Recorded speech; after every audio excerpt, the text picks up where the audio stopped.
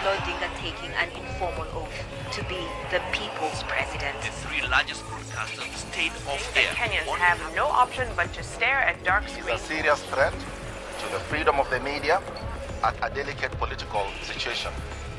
Hello, I'm Richard Gisbert, and you're at The Listening Post. Here are some of the developments we're tracking this week. Kenya, the election story from last year that runs and runs, and the media now caught in the middle. Viewer beware. YouTube puts labels on news videos in the US produced by state-funded media outlets. It's back to the drawing board for the French president, whose media strategy was due for a change. And tone-deaf advertising at the Super Bowl. Kenya is in the midst of a political power struggle, and the country's media outlets are at the heart of the story. When opposition leader Raila Odinga held a mock inauguration ceremony last week declaring himself the people's president, he was out to challenge the legitimacy of President Uhuru Kenyatta, who won an election held late last year that Odinga boycotted, saying the vote was rigged.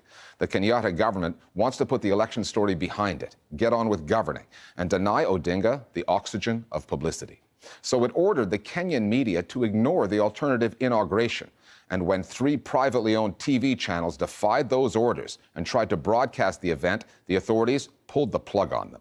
Journalists cried foul at the government's heavy-handed approach, but it's not like the Kenyan media don't have some credibility issues of their own. Our starting point this week is Nairobi.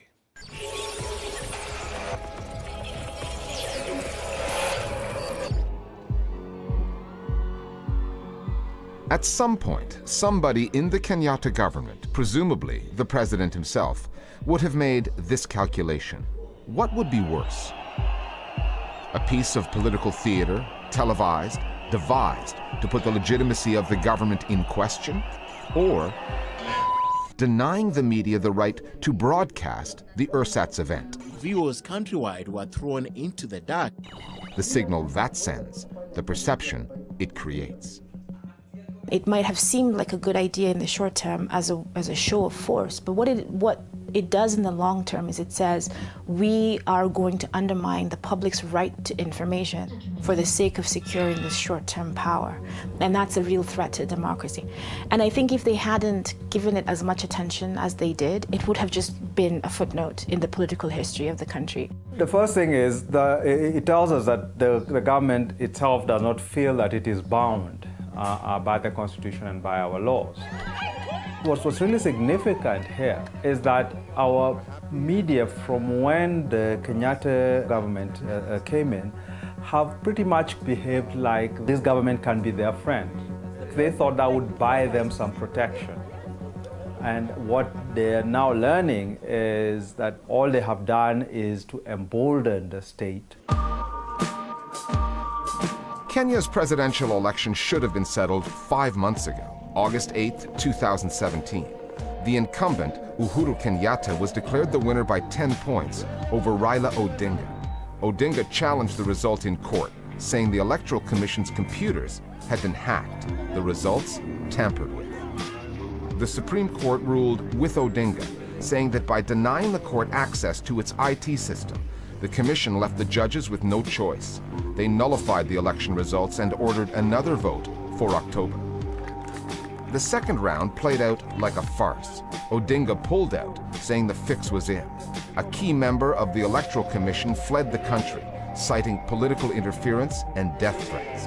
Voter turnout was less than half of what it was in round one, and the Electoral Commission declared Kenyatta the winner with more than 98% of the vote. In most civilized countries, when the Electoral Commission gives the result, that is the result, and everybody accepts it, and the country moves on. In Kenya, we have a very, very different society because there's been suspicion. There's always a question mark. What didn't they tell us? Did they hide something? And I think the media finds itself in that space. Most notably, after the election of late 2007. The results were disputed, and the violence lasted for months. More than 1,000 were killed, more than 500,000 displaced, refugees of an electoral aftermath. The causes of that violence were many and complex.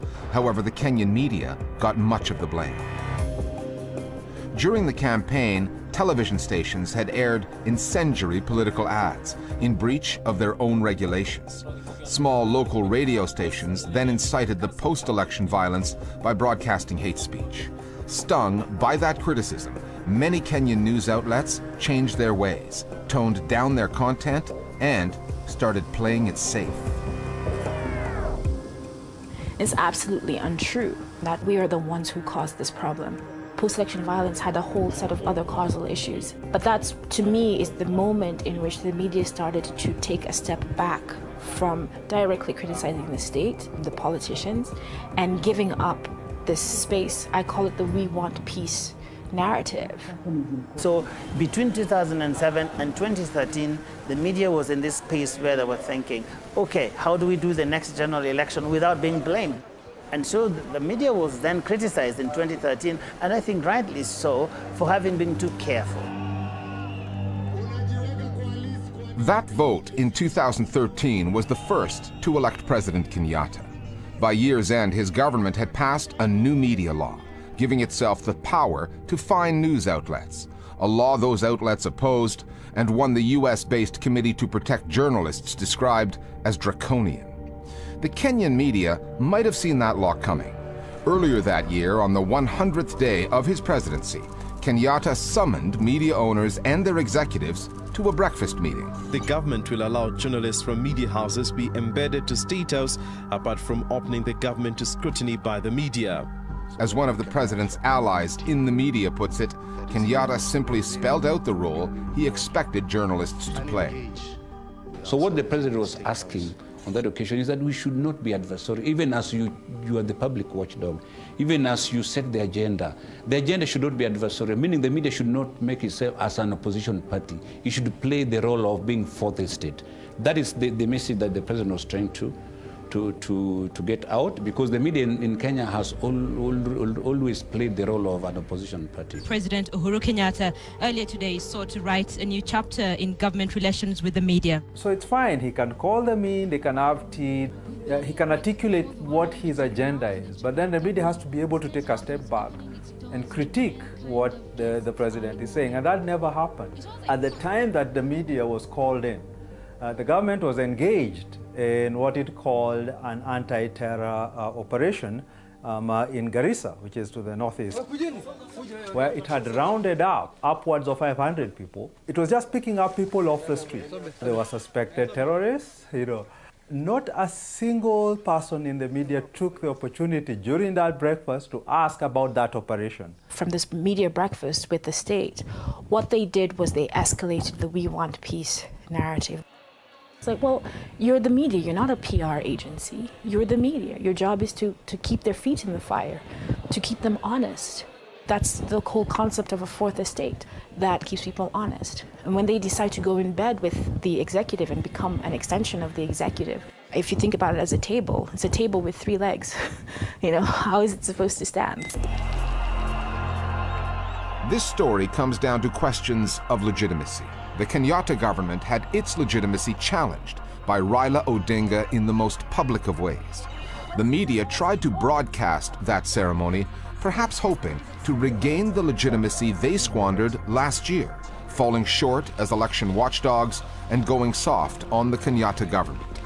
If the Kenyan media thought that would land them in the government's good graces, then what happened last week proved they made a big mistake. And going to black the way they did will have come as a rude awakening. It hasn't been seen in this country where all the major television stations are shut down because of a story, not that they covered, but that they were going to cover. This is one of the most vibrant media spaces on the continent, and I really do hope that this was a bad dream. It's going to go away. We are going to wake up to the usual vibrant media, professional media that we've known Kenya to have. The shutdown was just some sort of wake-up call. Even them, this is an opportunity that they should be grateful for forever. They have got a wake-up call.